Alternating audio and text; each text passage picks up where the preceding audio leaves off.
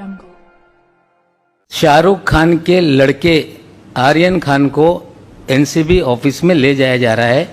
आप लोग देखें, फिर उसकी मैं डिटेल आपको दूंगा। जो हेयरलेस आदमी है उसको लेके जा रहा है, उसको उसकी वीडियो जरा प्ले करिए, आप दिखाइए।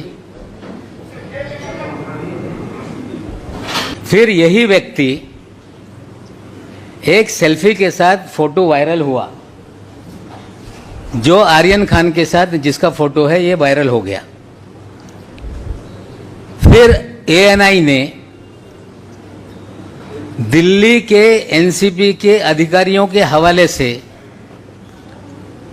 एक खबर जारी की कि ये एनसीबी का अधिकारी नहीं है, इसका एनसीबी से कोई संबंध नहीं है। यही सबसे बड़ा सवाल है कि ये व्यक्ति कौन है।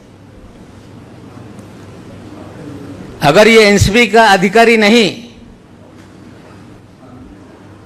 तो इस व्यक्ति को, एक व्यक्ति जिस पे आरोप है कि वो ड्रग इस्तेमाल करता है या उसके पोजीशन में ड्रग मिला तथाकथित, उसे वो घसीटते हुए, लाइट चालू करो, घसीटते हुए एनसीबी कार्यालय में कैसे ले जा रहा था, ये एनसीबी को बताना पड़ेगा कि इसका और एनसीबी का क्या कनेक्शन है। दूसरा एक वीडियो मैं आपको दिखा रहा हूं। जो दूसरा एक आरोपी है अरबाज सेठ मर्चेंट, उसे भी एनआई ने फीड रिलीज की, जिसको एक व्यक्ति पकड़ के एनसीबी कार्यालय में ले जा रहा है। शुरू से लगा, शुरू से। ये आदमी को देखिए जो लाल शर्ट पहना हुआ, फिर बताऊंगा।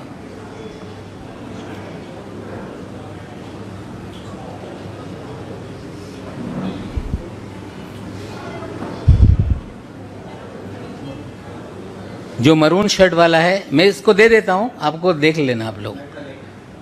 दोनों फीड ये एनआईए एजेंसी ने जारी करने का काम किया है। पहले वाले से एनसीबी ने कहा कि हमारा कोई ये अधिकारी नहीं है। पहले वाले का नाम है केपी गोसावी। जो दूसरा वाला व्यक्ति है जो अरबाज को ले जा रहा है, उसका नाम है मनीष भानुशाली। ये भी एनसीबी का अधिकारी नहीं है, ये भारतीय जनता पार्टी का उपाध्यक्ष है। इसकी प्रोफाइल पे जो जो फोटो है लोगों को दिखाने का काम करो। मनीष भानुशाली का, मनीष भानुशाली। और फोटो नेक्स्ट नेक्स्ट।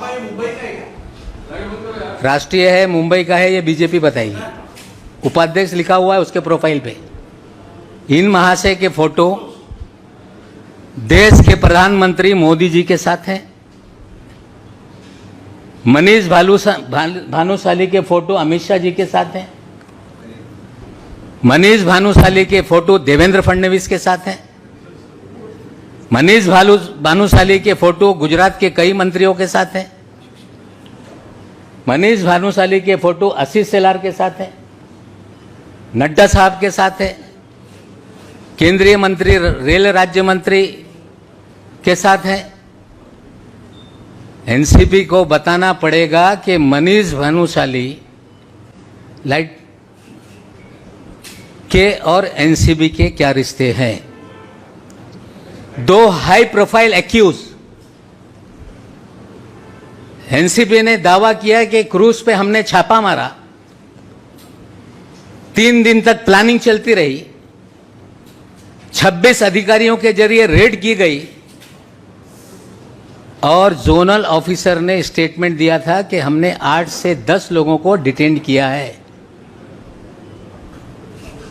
उनकी भी बाइट है, मैं आपको थोड़ी देर में दिखाता हूं। बाद में खबर आई कि 8 ही आदमी थे। एक अफसर जो पूरी तरह से रेड को मॉनिटर कर रहा है, वेग स्टेटमेंट करता है कि 8 से 10 लोग थे। या तो 10 लोग रहे होंगे, 2 लोगों को छोड़ा गया, या 8 ही लोग थे, किसी और 2 लोगों को फ्रेम करने की साजिश एनसीबी ने की थी, ये स्पष्ट हो रहा है। और कुछ चीजें हैं, पहले वो बता देता हूं, फिर चीजों को फिर विस्तार से एक्सप्लेन करता हूं। जब ये सारा मामला शनिवार रविवार को टेलीविजन पे चल रहा था, रविवार को 8:30 बजे एनसीबी ने कुछ फोटोग्राफ और एक वीडियो रिलीज किया है क्राइम रिपोर्टर्स को। यह है वो फोटो। ये सारे फोटो कई चैनल पे चलाए गए। क्लेम किया गया कि इसमें चरस है, क्लेम किया गया कि इसमें कोकीन है, और फोटो क्लेम किया गया कि इसमें कोई केमिकल की टेबलेट्स है, और ये हमने सीज किया है। किसी भी रेड में सीजर करते समय उसका एक प्रोसीजर है, एनडीपीएस एक्ट में भी प्रोसीजर है। खबरें प्लांट की गई कि क्रूज से हमने पकड़ा है, लोगों के पास से हमने ये बरामद किया है। ये कोई भी मामला जो सैंपल के फोटो जारी किए गए, ये दिल्ली के एनसीपी से लोगों को जारी किया गया है। ये फोटो किसी क्रूज के नहीं है, ये फोटो किसी क्रूज टर्मिनल के नहीं है, ये फोटो जोनल डायरेक्टर के केबिन के अंदर के फोटो हैं। उसकी भी एक छोटी वीडियो आपको दिखाता हूं। वीडियो चला, वीडियो।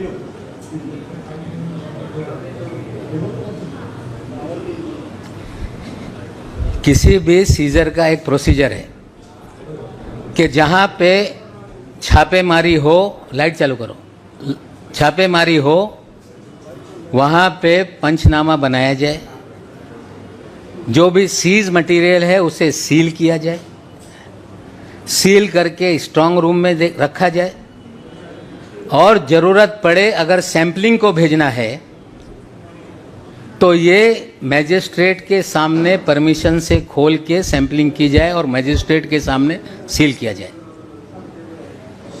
ये सारे वीडियो और फोटो ये बताते हैं कि क्रूज पे कोई भी सीजर नहीं हुआ। ये सारे वीडियो फोटो बताते हैं कि ये वीडियो जोनल डायरेक्टर के कार्यालय का है। या तो ये पूरा मामला फर्जी बनाया गया है, पब्लिसिटी के लिए बनाया गया है, मामला न्यायालय में है। जिनके खिलाफ मामला है वो कोर्ट के सामने अपने तथ्य रखेंगे। लेकिन पहला सवाल मेरा ये है एनसीबी से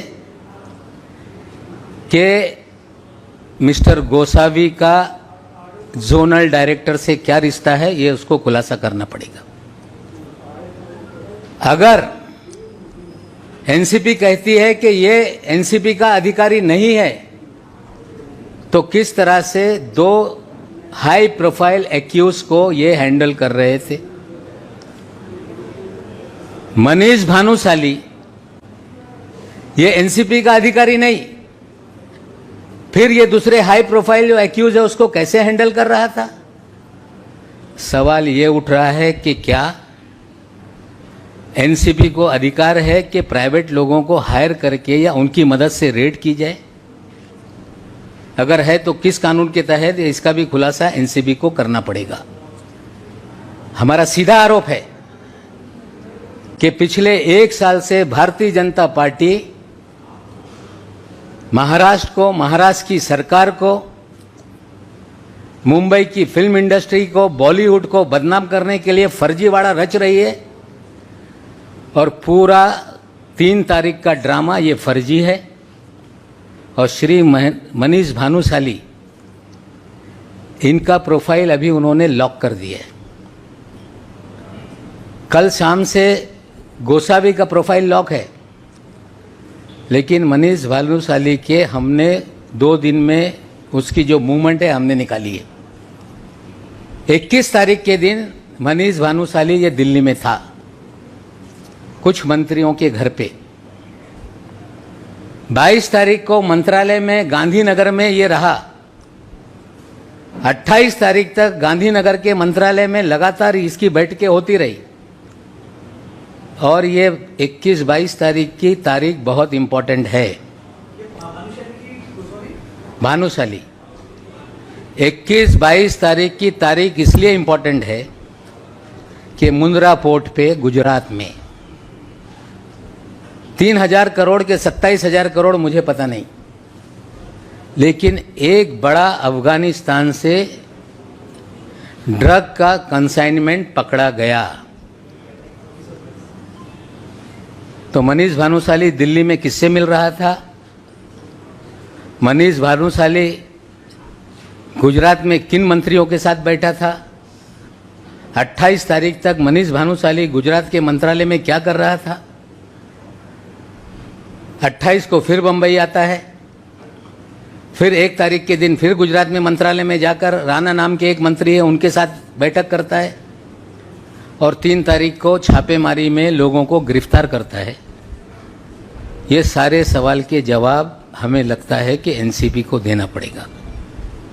पूरा एनसीपी का इस्तेमाल भारतीय जनता पार्टी लोगों को बदनाम करने के लिए, अपने नेताओं और कार्यकर्ताओं को छापेमारी करवाने के लिए, जो लोग उनके खिलाफ है उसका इस्तेमाल किया जा रहा है।